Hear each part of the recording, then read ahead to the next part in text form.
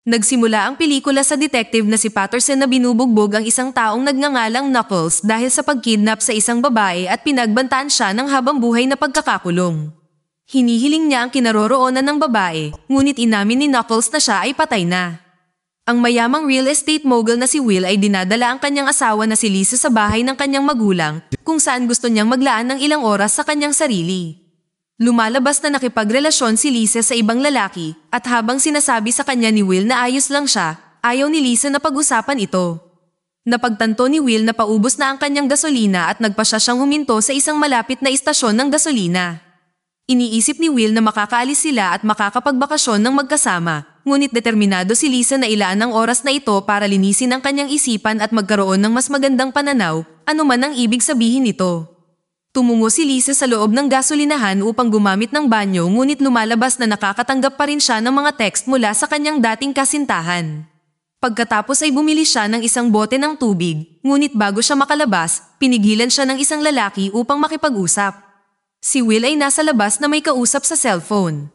Isang truck ang huminto sa istasyon saglit, pagkatapos ay umalis. Si Will, nang walang makitang palatandaan ni Lisa, ay sinuri siya sa mga banyo ngunit wala siyang nakitang palatandaan. Lalong nag-alala, tiningnan niya ang tindahan at pagkatapos ay tinanong ang clerk kung nakita niya ang kanyang asawa, ngunit walang ideya ang clerk. Sinusubukan niyang tawagan ang kanyang cellphone na direktang napunta sa voicemail. Wala ring nakakita sa kanya sa labas at sumigaw si Will para hanapin siya. Bumalik siya sa loob ng gasolinahan, ngunit ang clerk ay muling nanindigan na hindi niya maalala na nakita niya si Lisa. Nagsimulang magpanik si Will at nang makapasok siya sa kanyang sasakyan, pinagmasdan siya ng clerk. Inikot ni Will ang buong parking lot, ngunit tila nawala na parang bula si Lisa. Kinuha ni Will ang address ng gasolinahan mula sa clerk, pagkatapos ay tinawagan ng pulisya upang iulat na nawawala si Lisa. Ang tawag ni Will ay natanggap ni Detective Patterson na kumuha ng paglalarawan kay Lisa. Hindi niya masyadong iniisip ang pagkawala, ngunit hiniling ni Will na magpadala kaagad ng isang unit dahil maaaring nasa panganib si Lisa. Nangako si Patterson na magpapadala ng isang unit kapag mayroon ng available at sinabihan si Will na manatili. Matapos ang tila ilang oras ng paghihintay ni Will, umalis siya sa gasolinahan, hinanap si Lisa sa daan. Pumunta siya sa bahay ng mga magulang ni Lisa. Ipinaliwanag ni Will na hindi niya mahanap si Lisa pagkatapos huminto para kumuha ng gas, ngunit sinimulan ni Barry at Anna na sisihin si Will at pinaghihinalaan nila na maaaring nakipag-away siya kay Lisa. Nagtalo si Barry at Will hanggang sa mapatahimik sila ni Anna.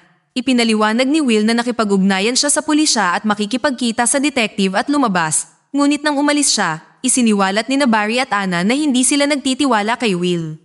Bumalik si Will sa gasolinahan kung saan wala pang pulis na dumating. Nag-flashback siya sa usapan nila ni Lisa. Iminungkahi niya na magpahinga sila ngunit hindi maipaliwanag kung bakit hindi na siya masaya sa kanilang kasal.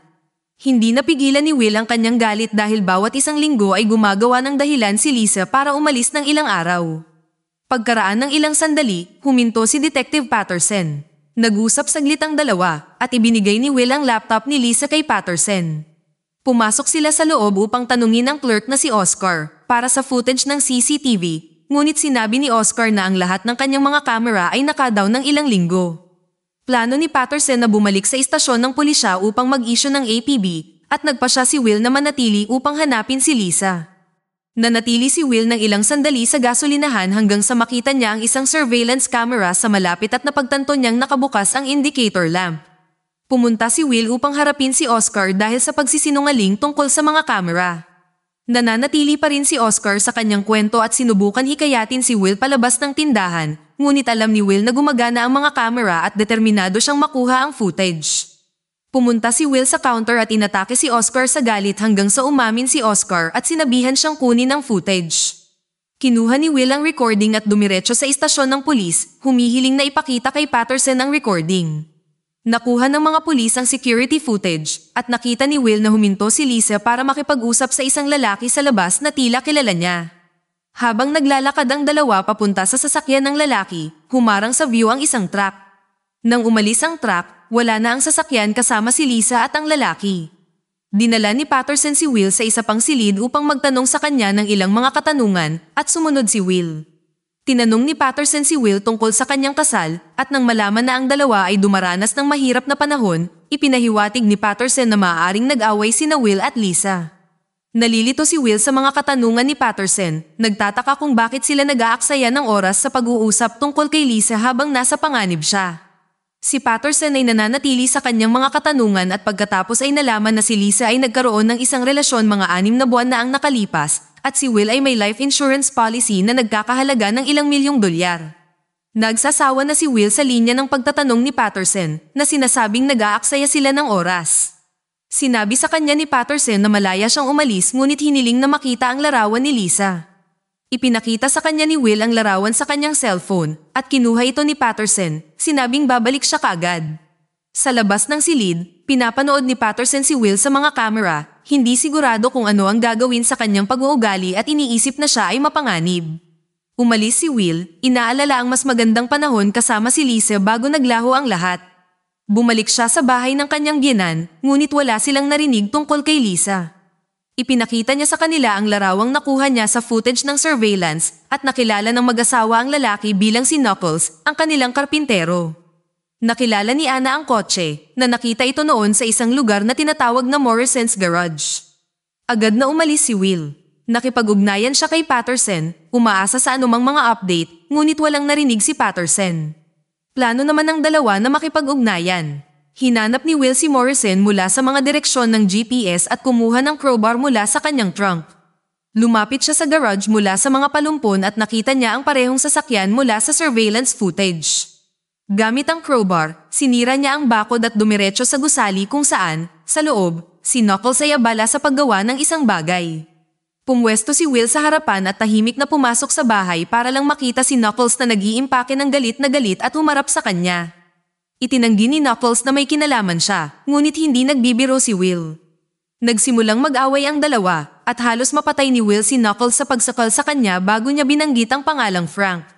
Sinubukan muli ni Knuckles na lumaban. Sa pagkakataong ito ay sinubukan kumuha ng baril, ngunit binugbog siya ni Will ng marahas at itinapon siya mula sa gusali. Binugbog ni Will ng malupit ang kanyang mukha hanggang sa sumigaw si Knuckles na si Lisa ay kasama ni Frank at itinuro niya kay Will ang kinaroroonan nila. Muling pumasok si Will sa cabin at kinuha ang baril at tape na ginamit niya para igapos si Knuckles bago siya kinaladkad pabalik sa kotse at itinago siya sa trunk. Samantala, bumalik si Patterson at isang pulis sa gas station para makipag-usap kay Oscar ngunit nalaman niyang maaga siyang umalis. Pagkatapos ay hiniling ni Patterson na sabihin ng bagong clerk kay Oscar na tumawag. Hindi sinasadyang nilabag ni Will ang speed limit at hinabol siya ng isang pulis. Lumapit ang pulis sa kotse at hiningi ang kanyang mga dokumento, pagkatapos ay bumalik sa kanyang sasakyan. Bumalik ang pulis at hiniling kay Will na lumabas ng kotse at nagsimulang tumingin sa loob bago hiniling sa kanya na buksan ang trunk.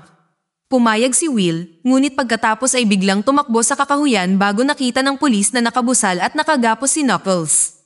Huminto si Will para makahinga ng maluwag bago nagpatuloy. Samantala, nakipag-usap si Patterson kina Barry at Anna nang malaman niya ang tungkol sa kasintahan ni Lisa na si Clint mula sa kanyang laptop. Kamakailan ay nakipag-ugnayan siya kay Lisa para makipagkita, ngunit hindi ito tumugon sa mga mensahe nito. Inalis na si Clint sa mga sospek, ngunit walang ideya si Patterson kung nasaan si Knuckles dahil walang laman ang kanyang trailer. Si Will ay gumagawa pa rin ng kanyang paraan nang makarating siya sa isang kalsada at nakahanap ng isang tila inabando ng ATV. Dumating ang may-ari kay Will na ginugulo ang kanyang motor. Sa mabilis na pag-iisip, ipinaliwanag ni Will na hinahanap niya si Frank. Ang lalaki ay naghihinala kay Will, ngunit ginampanan niya ng maayos ang kanyang bahagi. Ipinaliwanag na ang kanyang sasakyan ay nasira at siya ay narito dahil sa isang negosyo kay Frank. Sinubukan ng lalaki na tawagan si Frank ngunit walang tugon.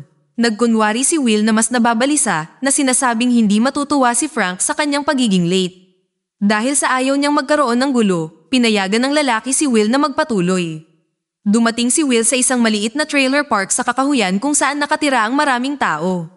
Hinugot ni Will ang kanyang baril at nagsimulang pumuslit sa paligid ng parke hanggang sa makita niya kung sino sa tingin niya ay si Frank na nag-uutos. Naghintay si Will hanggang sa umalis na ang mga tao sa paligid, pagkatapos ay maingat siyang lumapit ng tahimik. Nagtago si Will sa tabi ng isang kotse, hindi alam na may lalaki sa loob. Nakita siya ng lalaki, ngunit mabilis na inatake ni Will at niligpit ang lalaki. Pagkatapos ay nakita ni Will si Oscar na huminto sa trailer park, binati ang mga lalaki. Kinuha niya ang baril ng lalaki at nagsimulang magpatuloy ng mas malalim sa parke, sinusubukang masulyapan si Lisa. Pumasok siya sa isang shed, tumingin sa paligid, at kinailangang mabilis na magtago tulad ng pagpasok ng isang lalaki. Nang malinis na ang daan, pumasok si Will sa isa pang silid kung saan tinambangan niya ang nag-iisang lalaki, niligpit siya, at itinago siya. Nakakuha si Patterson ng balita tungkol sa buong insidente at hindi siya makapaniwala. Siya ay nagpatuloy sa pagtatanong kay Knuckles na nahihirapan na sinasabing siya ang biktima sa kasong ito. Sinabihan siya ni Patterson na aminin kung nasaan si Lisa at baka matulungan siya nito, ngunit tumanggi si Knuckles na magsalita. Gustong malaman ni Patterson kung paano dinala ni Knuckles si Lisa sa kanyang sasakyan na nagpapaalala sa kanya na nakita siya sa CCTV na nakikipag-usap sa kanya. Nag-flashback ang insidente nang batiin ni Knuckles si Lisa sa labas ng gasolinahan. Hinikayat niya siyang lumapit sa kanyang sasakyan sa ilalim ng pagkukunwari ng pagbibigay sa kanya ng isang invoice na ibibigay sa kanyang mga magulang, pagkatapos ay bigla siyang tinutukan ng kutsilyo at pilit siyang pinapasok sa kotse. Sa kabila nito, itinanggi pa rin ni Knuckles na sinaktan niya si Lisa. Si Will ay tumungo ng mas malalim sa gusali, nakahanda na ang baril, nang makaharap niya si Frank at ang isang grupo ng mga lalaki. Siya ay gumugol ng ilang sandali upang tipunin ang kanyang sarili, gamit ang mga alaala ni Lisa upang patatagin ang kanyang kaba. Pumasok si Will sa silid, binunot ang baril, pinagbantaan ang mga lalaki, gustong malaman kung nasaan si Lisa, na nangangakong hindi sila sasabit sa mga pulis kung magsasalita si Frank. Itinanggi ni Frank ang lahat at sinabihan si Will na ibaba ang kanyang baril. Pagkatapos ay inutusan ni Frank ang isang lalaki na buksan ng isang lalagyan sa likod nila upang makita ang loob. Sinubukan ng lalaki na kumuha ng baril ngunit una siyang binaril ni Will, ngunit nakatakas si Frank. Nagpaputok si Frank kay Will, pinilit itong maghanap ng mapagtataguan. Sa wakas ay gumanti ng putok si Will at tumakbo si Frank. Hinahanap siya ni Will, tinitingnang mabuti ang bawat pulgada at sulok. Ang dalawang lalaki ay nagsimulang mag-stalk sa isa't isa sa loob ng gusali, umaasa na makalamang at makuha ang unang pagpatay. Muntik nang matamaan ni Frank si Will na mabilis na gumanti ng putok. Narinig niya ang pag-ungol ni Frank at pumunta siya para lang makitang tinamaan siya ng bala. Nagalit si Will dahil ngayon ay hindi na siya makakakuha ng mga sagot mula kay Frank at sinusubukang mag-isip ng ibang paraan para magpatuloy.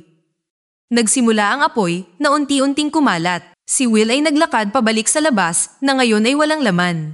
Siya ay nawalan ng pag-asa na may tanging mga alaala ni Lisa, parehong mabuti at masama, na lumulutang sa kanyang ulo. Bumalik tayo sa unang eksena kung saan hinawakan ni Patterson si Knuckles, hinihiling na siya ay magsalita at sa wakas ay inamin ni Knuckles na patay na si Lisa. Si Will ay patuloy na naghahanap sa gusali sa paligid ng trailer, ngunit hindi niya makita si Lisa kahit saan. Sa sandaling iyon, hinarap ni Oscar si Will gamit ang isang baril at ang dalawang lalaki ay nagkaroon ng standoff. Sinabi ni Oscar na nandito lang siya para sa droga at hindi sangkot sa kidnapping. Parehong ayaw mapatay ng mga lalaki at pumayag na ibaba ang kanilang mga baril. Nalaman ni Oscar mula kay Knuckles ang tungkol sa magulong pagsasama nila ni Lisa at potensyal na diborsyo. Alam ni Oscar kung nasaan si Lisa, ngunit humihingi siya ng 20 grand mula kay Will para sa impormasyon. Hindi naniniwala si Will sa kanya hanggat sa ipinakita ni Oscar sa kanya ang cellphone ni Lisa. Gusto lang ni Will na mabawi si Lisa, kaya pumayag siya sa deal.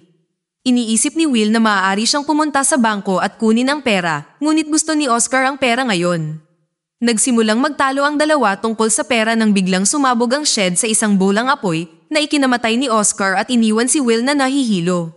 Hiniling ni Patterson na malaman kung paano nalaman ni Knuckles na patay na si Lisa at laking gulat niya nang malaman na si Knuckles mismo ang naghukay ng butas. Inihayag niya na sinabi niya kay Frank ang tungkol sa pagbabalik ni Lisa sa bayan at kung paano siya nagpakasal sa isang mayamang lalaki na si Will. Nakuha niya ang ideyang pagkidnap kay Lisa upang pilitin si Will na magbayad ng malaking ransom para sa kanyang ligtas na pagbabalik, ngunit nang dalhin niya si Lisa kay Frank, nagalit siya na sinunggaban niya ito sa gasolinahan dahil sa mga CCTV. Sinabihan siya ni Frank na maghukay ng butas para sa kanya, ngunit sa takot na mapatay din siya, tumakbo siya palayo. Nagtanong si Patterson tungkol sa lokasyon ng butas at nalaman na nasa bahay ito ni Frank. Dumating ang mga serbisyong pang-emergency sa trailer park para maglinis. Dumating din doon si Patterson para lang makitang nandoon rin si Will. Nagtataka si Will kung siya ay nasa ilalim ng pag-aresto dahil sa pagkidnap niya kay Knuckles sa kanyang trunk, ngunit sinabi sa kanya ni Patterson na manatili. Naglakad si Patterson sa likod ng gusali ni Frank kung saan nakita niya ang isang sariwang libingan, ngunit wala itong laman. Samantala, nakaupo si Will sa gilid ng property, hindi sigurado kung ano ang susunod na gagawin, na inuubos ang lahat ng kanyang mga pagpipilian. Sa sandaling iyon, nakarinig siya ng malakas na ingay na nagmumula sa isang shed sa dulong bahagi ng trailer park at kinakabahan siyang nag-imbestiga.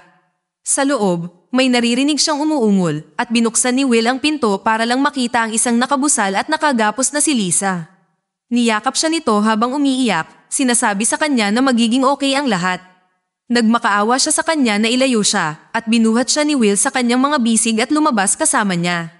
Dinala niya siya pabalik sa bahay ng kanyang mga magulang nang huminto si Patterson. Ipinaliwanag niya na umamin si Knuckles sa lahat ngunit sinisisi pa rin si Frank at sinubukan lang ni Oscar na mag-cash sa deal.